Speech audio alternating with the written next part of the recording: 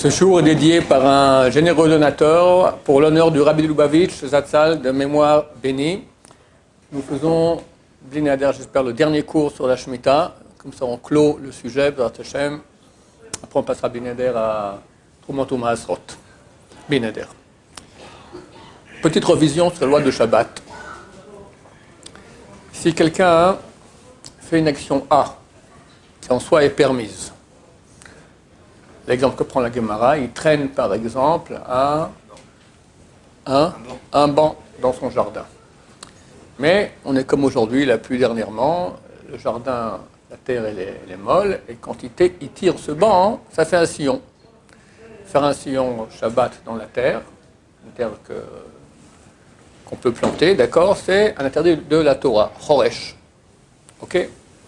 Donc lui, il n'a pas voulu faire le sillon.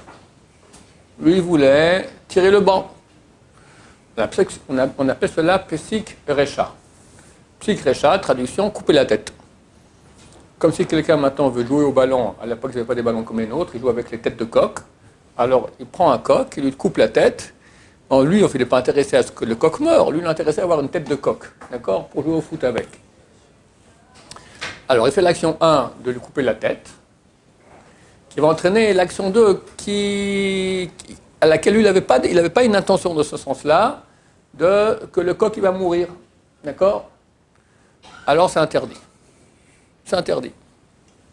Maintenant, il y a un chilouk, il y a une nuance. Est-ce que, quand il fait l'action 1, ça provoque forcément tout de suite l'action 2? Est-ce qu'il est intéressé par l'action 2 ou pas?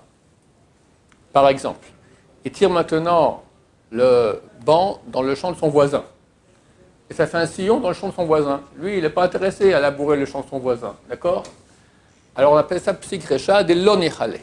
C'est pas noachlo, c'est pas agréable, il n'a aucun intérêt à cela. Ça descend à des rabanan. C'est pas interdit de la Torah, ça descend à des rabanan. Tous cas similaires qui sont très très courants à Shabbat, quelqu'un veut se coiffer les cheveux, c'est certain, on va dire, c'est une jeune fille, d'accord, elle va se tirer comme ça, elle va tirer les cheveux, d'accord, avec son peigne, d'accord, c'est certain que ça va détacher des cheveux. C'est un psych recha, c'est certain que l'action 1, quand elle fait, elle n'est pas intéressée à ce que ses cheveux tombent. Mais c'est certain que ça va entraîner cela, c'est pas un psych recha. Si intéressé, c'est interdit de la Torah. Si elle n'est pas intéressée, c'est interdit des rabbanan. Ça, c'est dans la loi de Shabbat. Mais c'est que dans Shabbat que c'est comme ça. Pourquoi? Parce que Shabbat, on a un principe, Melechet, Marchevet, Asra, Torah. La Torah, elle a interdit, en ce qui concerne Shabbat, et Yom Tov aussi, c'est vrai, Melechet, Marchevet, une melacha qui provient d'une pensée. Maintenant, quand moi, je tire le banc, et automatiquement, ça fait le sillon, je n'ai pas pensé au sillon. C'est vrai que ça m'arrange, pour maintenant planter mes radis dans le sillon que j'ai fait, mais je n'ai pas pensé à ça. Bien que ça m'arrange, je n'ai pas pensé à ça. Si ça m'arrange, si je pense à ça, je suis en train de faire un sillon, c'est clair.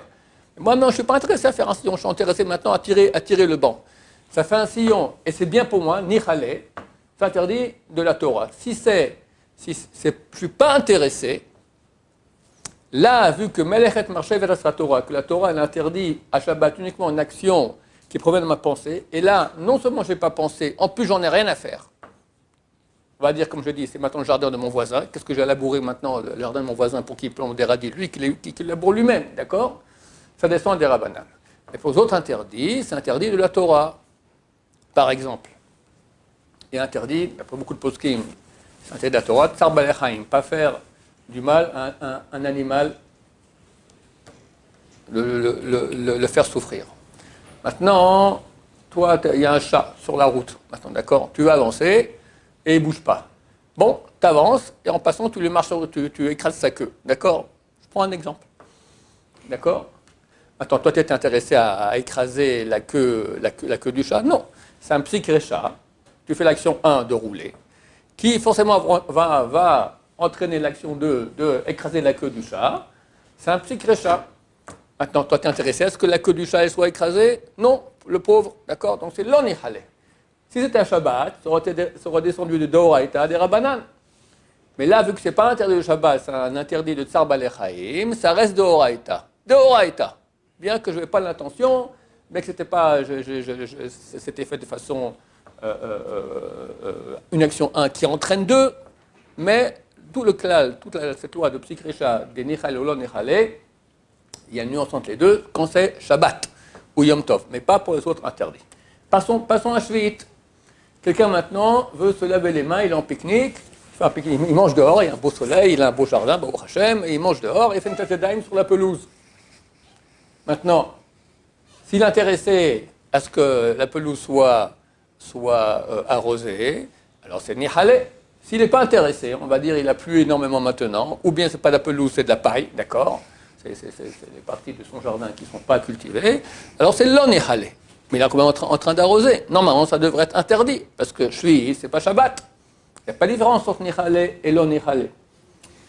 Là, dans la majorité des cas qu'on va étudier maintenant, c'est permis. Pourquoi? Tout ce que je dis maintenant, c'est quand on fait un interdit de la Torah. Shabbat, Tzar Baalei Chaim, des choses comme ça. On a déjà étudié ensemble que, d'après la majorité des poskim, la halakha est tranchée comme ça, Shvit, aujourd'hui, c'est des Rabbanan. Même s'il y a un quart que c'était des Oraïta. Même si c'est un quart de Oraïta. D'accord? Attends, quand on dit que c'est interdit des Rabbanan, il faut savoir que déjà à Shabbat,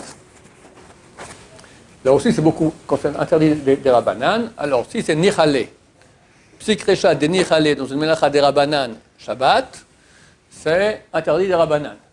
Si c'est lo Nichale, il y en a qui disent que c'est complètement permis. Là, on est un peu plus marmire, mais Karadin, du point de vue de la. Il y a des poskim en tout cas qui disent que c'est permis.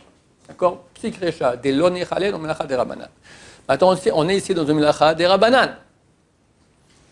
Toute la Shemitah, dans un Psikresha des lo Nichale, dans le melacha des Rabbanan, on autorise. Maintenant, c'est même pas un des Rabbanan, Shvit, c'est 2 des Rabbanan. Parce que, on a vu qu'en Shvit, il y a 4 melachot qui sont interdits d'Oraita. Planter, élaguer, il y a une marloquette sur labourer, des choses comme ça. Arroser, tout le monde est d'accord que c'est interdit des Rabbanan. Donc j'ai ici déjà on appelle ça très des Rabbanan. 2 interdits des Rabbanan. 1, la Shvit en elle-même. 2, même si la Shvit était d'Oraita, arroser, c'est des Rabbanan. Maintenant, dans ce cas-là, si c'est lo Nichale, je précise bien, lo Nichale, lui, il n'a aucun avantage à ce que maintenant la terre soit arrosée, c'est permis pendant Shvi'it. Si c'est Nichale, c'est interdit. Lui maintenant, il fait une Tchataïm, il dit, ah bah c'est bien en passant, ça va arroser la pelouse, interdit. Qui se le disent ou qui se le pensent? Pardon? Il y a une différence qu'il le pense. C'est quoi le penser sur le dire? Non, il n'est pas haute voix, il le pense. Lui, il est intéressé par cela, ça l'arrange, d'accord? C'est bien. Il se dit dans la tête, c'est bien. Ou il le dit à haute voix, peu importe, aucune différence entre les deux. Oui. Tout ce lien de la Nichale, tout c'est que dans Shabbat. La différence entre Nichale et lo Nichale, c'est dans Shabbat parce que Melech Marchevet. Parce que si lo Nichale, tu penses pas à ça, tu n'es pas intéressé, c'est rien. Alors ça descend à des Rabbanan, dans un Melacha de Oraïta, et ça descend à permis, c'est vrai que c'est possible quand c'est une Melacha des Rabbanan. Mais ça, c'est que dans Shabbat, dans Shvi'it, si ça avait été de Oraïta, ça aurait été interdit de la Torah. Quand c'est des Rabbanan, alors tout devient plus cool ici, et si c'est lo Nichale, c'est même permis. Permis. Et en plus ici, comme je dis, c'est très des Rabbanan. Il y a 2 des Rabbanan, et Shvi'it et arrosé. Donc d'après cela, on pourra, si maintenant quelqu'un veut faire une éclat de line dans son jardin, alors s'il le fait dans le jardin du voisin, ça va. S'il le fait dans la paille du jardin, les mauvaises herbes, ça va. Et on verra aussi des cas similaires s'il fait sur le béton, par exemple, et après ça part dans l'herbe, son herbe qui l'a intéressé. On va voir exactement cela. La preuve. Si on boit de l'eau, dans les parcs, il y a des fontaines. On boit de l'eau à l'endroit où la fontaine il y a de la terre autour et de l'herbe. Voilà. En général, il n'y a plus d'herbe parce que tout le monde marche et ça. En plus, tu es intéressé que la pelouse, maintenant, tu n'en as rien à faire. C'est comme celle de ton voisin. D'accord? Ça, c'est l'onichale. D'où on apprend cela? On a une Mishnah qui nous dit que quelqu'un il a un champ avec des pierres. On prend des pierres du champ, ça s'appelle choresh. Pourquoi? Parce que tu prépares le champ à être labouré. S'il y a des pierres comme ça, tu ne peux pas labourer. D'accord? Lui, il prend les pierres, pas pour préparer son champ au labourage, il le prend pour construire une maison. D'accord? Alors, la Mishnah, elle autorise cela. Pourquoi? Prendre des pierres, c'est interdit des Rabbanan. Ce n'est pas un vrai labouré, c'est préparer la terre. C'est interdit des Rabbanan en Shvit. Tout shvit aussi, on a vu, c'est des rabanan. Donc de nouveau, maintenant j'ai très des rabanan. Ensuite, c'est psikrecha parce que forcément quand tu fais ça, tu arranges ton champ, c'est certain. Mais l'onichale, lui maintenant n'est pas du tout intéressé à ce que son champ soit labourable. D'accord? Donc vu que c'est un psikreché dans très des rabanan, l'onichale, qu'il n'est pas intéressé, on autorise, la Mishnah nous enseigne cela, et nous on autorise tous les cas similaires. Ok? Maintenant, si c'est nechale, attention. Si lui maintenant il va prendre les pierres, il se dit ah ça m'arrange bien parce que dans une semaine je vais labourer mon champ, comme ça déjà ça arrange les choses, interdit. Idem se laver les mains, si c'est ma pelouse, je suis intéressé maintenant, je me lave les mains sur mes bégonias par exemple, d'accord, c'est des fleurs comme ça que ça m'arrange. Alors dans ce cas-là, c'est interdit. Il y a un cas où même si c'est nechale, même maintenant lui il est intéressé, ça l'arrange que ce soit arrosé, c'est permis. C'est quand il y a un gramma. Gramma signifie c'est indirect. Quand je me lave les mains sur la pelouse, c'est direct. Mais si maintenant quelqu'un il lave son balcon à grande eau, et il y a un petit tuyau qui sort du balcon, et top, ça tombe, ce petit tuyau tombe dans le jardin. D'accord? Alors, on va dire, lui ça l'arrange, maintenant c'est bien, j'arrose mon jardin, il fait chaud, ça manque d'eau, etc. Il est tout content que ça arrose son jardin. Normalement, on aurait dû interdire. On a mis une nechale, on interdit. Mais vu que c'est ici gramma, c'est pas direct. C'est pas qu'il a pris l'arrosoir et il a versé dans son jardin, ou le tuyau. D'accord? Lui, il a fait son balcon. Et en passant, ça passe par le trou comme ça, hop, ça descend, ça s'appelle indirect. C'est permis. À condition que quand il le fait, il ne pense pas qu'il le fait pour ça. Ça déjà, c'est un gramma, c'est déjà plus un psikreché. Psikreché, ça veut dire, il fait une melacha 1 qui va entraîner 2. Et quand il fait 1, il pense à 1, il ne pense pas à 2. On va dire, si le 2, il n'est pas intéressé, c'est permis. Dans le Melacha Rabbanan, on est tout dans le Rabbanan dans Shvit. Si maintenant, il fait 1 et il est intéressé par 2, c'est interdit. Maintenant, il fait 1, ici, il lave son balcon. Ça, c'est gramma. Attends, il lave son balcon et ça entraîne 2 qu'il est intéressé. Normalement, on aurait dû interdire. Et vu que ce n'est pas direct, le 1 à 2, ça passe par le tuyau, d'accord, le balcon, il fait tout ça, etc. En passant après, en fin de compte, où il lave sa voiture, où il fait son pique-nique, d'accord, se lave les mains de Chatedai, il fait sur le chemin de béton, et après ça va couler, ça arrive dans la pelouse. Tous ces cas-là, ce sont des cas de gramma, c'est indirect, bien que Nichale, bien que ça l'arrange, c'est permis à condition. Ça faut attention que quand il le fait, il ne pense pas à ça. C'est peu un psikrecha. S'il n'y a plus que gramma, c'est pas vrai. Que gramma, ça ne va pas. Il faut que ce soit un psikrecha.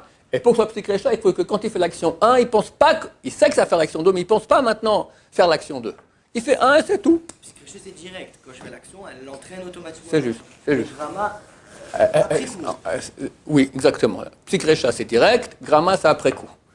Mais dans tous les cas, maintenant, il est nécessaire que quand on fait l'action 1, pour que ce soit permis, il ne faut pas qu'on pense je vais faire ça maintenant pour qu'il y ait l'action 2. Ça, c'est comme s'il fait directement l'action 2. Et la différence entre psikrecha et gramma, c'est que gramma, dans l'action numéro 2, si après coup je suis intéressé, m'attire. La différence entre gramma et psikrecha, comme tu as dit, c'est automatique, c'est rapide, c'est direct. Le gramma, c'est indirect. Dans les deux cas, je peux être intéressé ou pas intéressé dans le résultat. Si c'est psikrecha, je suis intéressé, c'est interdit. Si c'est gramma, c'est permis. Mais il faut que quand je fasse l'action 1, je ne pense pas maintenant, je suis en train de faire l'action 2. Je sais que ça va entraîner, mais je ne pense pas à ça. D'où on apprend cela. On a aussi une Mishnah qui nous dit que quelqu'un peut amener ses bêtes dans son champ. Il amène ses troupeaux. Qu'est-ce que ça fait de bien au champ, le fait qu'on amène les troupeaux? Ça va? Non, on ne va pas labourer. Ça va? Les abeilles, comment les abeilles? Engraisser, d'accord? Il y a des engrais. Les vaches, elles font leurs excréments. C'est très très bon les excréments pour la terre. Maintenant, lui, alors qu'est-ce qui se passe ici? Lui, maintenant, ça l'arrange que ce soit engraissé, sa terre? Oui. Alors, c'est Nichale. Normalement, on devrait interdire. Tu amènes tes bêtes, ça fait l'action 1. En soi, amener ses bêtes dans le champ, c'est permis. Voilà, alors, normalement, on aurait dû interdire, parce que tu fais l'action 1 d'amener tes bêtes, qui en soi est permise, qui va entraîner l'action 2, qui est celle que ça va engraisser la terre, c'est interdit. Mais vu que ce n'est pas direct, c'est pas que dès que tu amènes tu as ton champ engraissé, ça prend un certain temps qu'ils vont faire des excréments, c'est un gramma. Alors c'est permis, même c'est nichale, même si ça t'arrange, à condition que Quand tu le fais, tu dis pas j'amène mes troupeaux comme ça, ils vont engraisser mon champ. Tu amènes ton troupeau parce que tu n'as pas où les mettre dans ton champ. En passant ça engraisse, c'est permis. Oui. Je vois pas la différence. Pourquoi dans un cas c'est pas gramma et dans un cas c'est gramma quand je me lave les mains et qu'ensuite ça tombe sur la peau. Quand tu laves les mains, quand tu te laves les mains, c'est direct, c'est dû. Quand tu fais comme ça, l'eau elle passe. C'est bien. C'est vrai que tu as mis ta main dans le jet, mais le jet il va directement par terre. Quand je lave le balcon. C'est pas direct. Tu laves le balcon et après ça va. Maintenant, la vérité. Si quelqu'un maintenant il fait une shadaim dans un kior, dans un évier, d'accord, et un petit tuyau qui sort, et le tuyau il arrive à l'extérieur dans le jardin. Est-ce que c'est gramma, oui ou non? La majorité des poskim me disent que oui. C'est gramma, c'est pas direct, c'est indirect. Donc tu as la réponse déjà pour ton balcon. Néanmoins, le Razonish, et comme ça il pose avec le Rav Eliashiv aussi, lui dit non. Un tuyau, ça s'appelle direct. Alors c'est une discussion, c'est quoi gramma ou pas gramma. Alors dans le balcon, je sais pas, parce que c'est pas que je mets dans le tuyau, je mets dans le balcon, lave le balcon, après ça descend, bon. Je lave les mains dans le truc, ensuite ça descend, ça passe par le tuyau, c'est le... Ok, alors si tu veux. Alors dans ce cas-là, le balcon, ça serait aussi d'après le Razonish et le Rav Eliashiv, on doit aussi interdire parce que c'est pas un vrai gramma. Un vrai gramma, par exemple, c'est quoi? C'est très courant. Quelqu'un, on est en été, là, Bezrat Hashem, très bientôt l'été vient, le froid va partir, Mashiach reviendra aussi avec l'été, et on va allumer les masganim, l'air conditionné. L'air conditionné, vous savez, ça fait de l'eau qui coule. L'eau, elle va dans le jardin. Attends, ça t'arrange qu'il y ait de l'eau dans le jardin? Oui, bien sûr, ça m'arrange. C'est toujours bien que la pelouse soit irriguée. Alors, je peux allumer maintenant le masgan, oui ou non? Qu'est-ce que vous dites? Oui, on peut l'allumer, mais il faut pas penser à ce qui va se passer. Elle est très bonne, il paraît qu'elle est meilleure que l'eau du robinet. L'eau du masgan, elle est meilleure que l'eau du robinet, c'est connu. Ah ouais, bien sûr, ah ouais. Alors, paiement interdit, permis. Pourquoi permis? Bien que ça m'arrange, que ça va irriguer, arroser mon champ, il y a deux choses. Un, c'est un psychréchat, c'est-à-dire quand j'allume le masgan, je ne pense pas, je vais irriguer mon champ. Faire attention, si quand tu allumes le masgan, tu penses, je vais irriguer mon champ, ça ne va plus. Donc tu ne penses pas à ça. Deuxième, c'est un gramma, c'est pas direct. Il faut que la machine se mette en marche, etc. Voilà. Hein? Arroser, vous avez dit que c'était Arroser de la banane, donc c'est très dommage. C'est quelques gouttes, ça arrose pas. Tu rigoles, c'est un seau par nuit.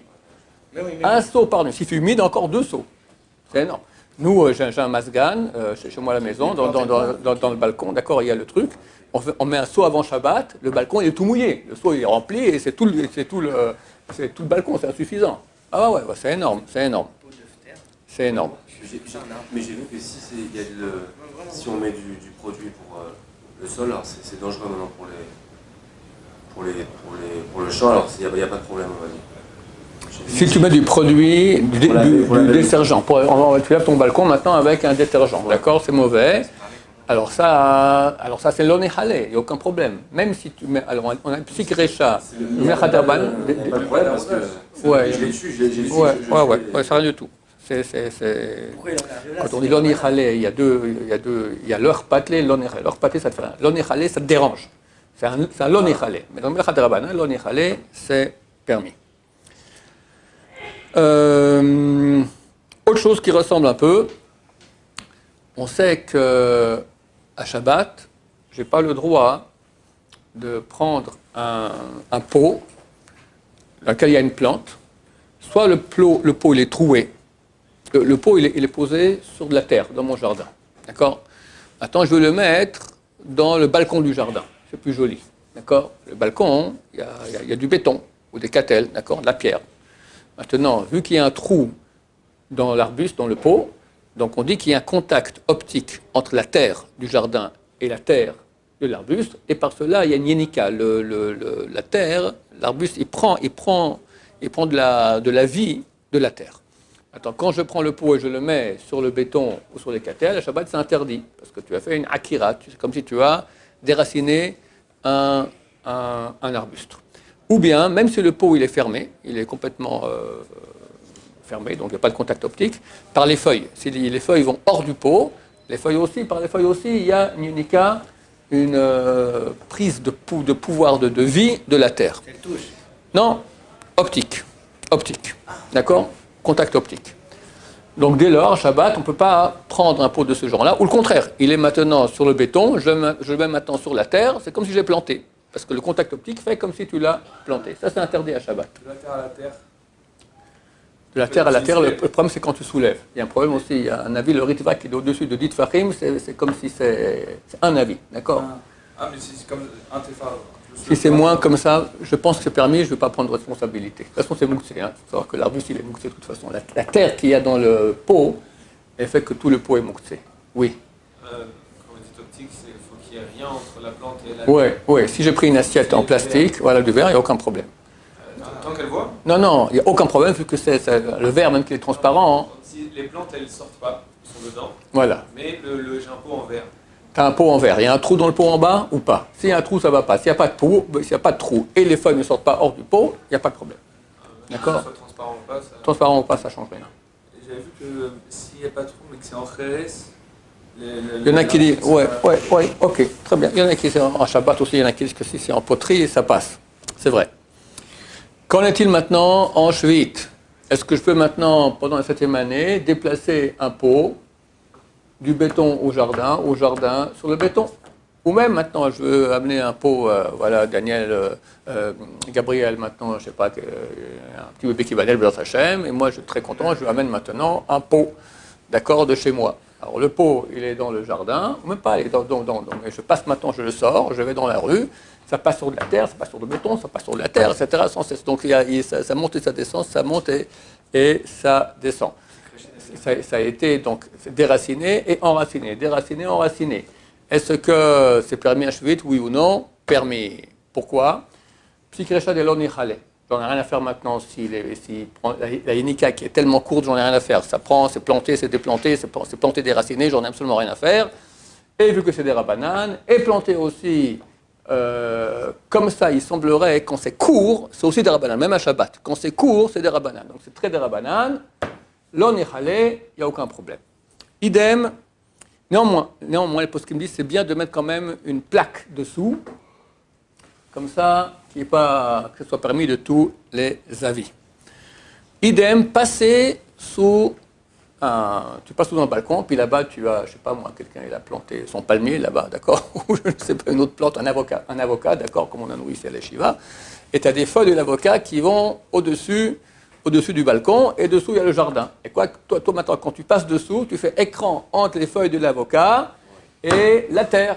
À Shabbat, c'est un problème. Il faut faire attention à Shabbat à ça, parce qu'il y a une Yenika. Alors, en Shvit, en tout cas, c'est permis. Hein? Alors justement, c'est permis, parce que le même principe, c'est l'onichale, psychrécha. Moi, je ne suis pas intéressé maintenant à c'est un psychrécha, des l'onichale, c'est absolument égal que ça, soit enraciné ou déraciné.